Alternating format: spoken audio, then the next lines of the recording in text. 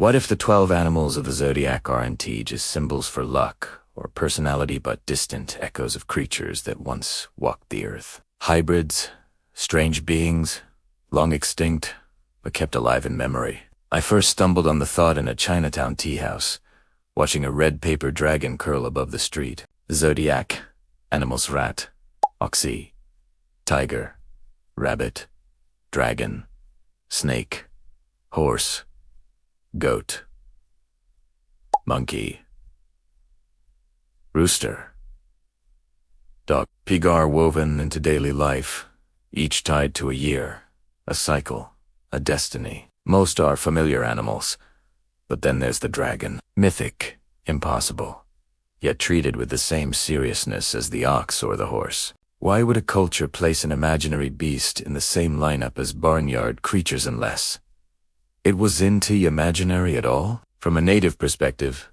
animals aren't just metaphors. They're kin, teachers, and sometimes reminders of ones who no longer walk with us. In Lakota stories, thunderbirds once soared above the plains. In Haudenosaunee tradition, horned serpents slithered through rivers. Intandes lamas drank from the Milky Way itself. These weren't bedtime tales.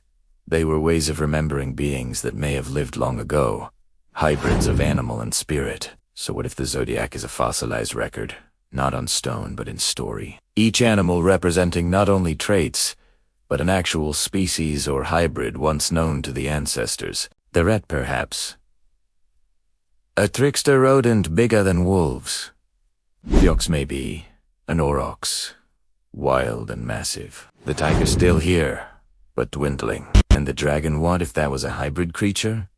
Part reptile, part bird, part fire. Something now extinct, erased, but carried forward in the calendar.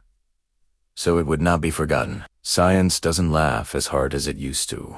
We now know about Denisovans, Neanderthals, ghost populations of humans who blended into us. We've found fossils of creatures that seem almost mythical.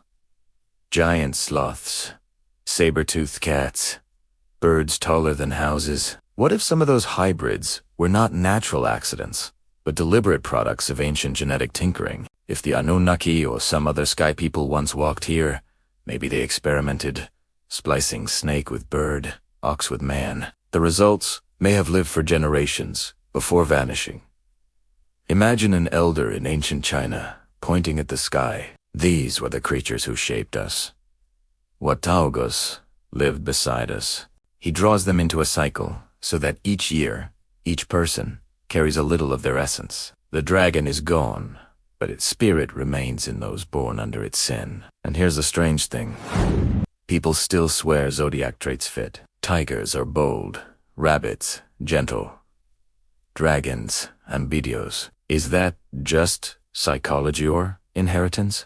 If hybrids once existed, their traits could still echo in us, coded into memory, surfacing in personality. The Zodiac, then, isn't fortune-telling. It's a genetic map of extinct kin. Picture this. Deep in a cave, archaeologists uncover immoral 12 animals circling the wall, but drawn not as we know them. The ox with horns too long, the rabbit with antlers, the dragon not fantasy but a winged serpent like a record of hybrids, preserved in stories so their lineage wouldn't vanish completely. If the Zodiac animals are traces of extinct hybrids, then every new year is more than a celebration. It's a roll call of the ancestors we no longer see. A reminder that the world once held more shapes of life than we can imagine. And maybe, just maybe, some of them aren't Tegon at all, just sleeping in our myths, waiting for us to recognize them again.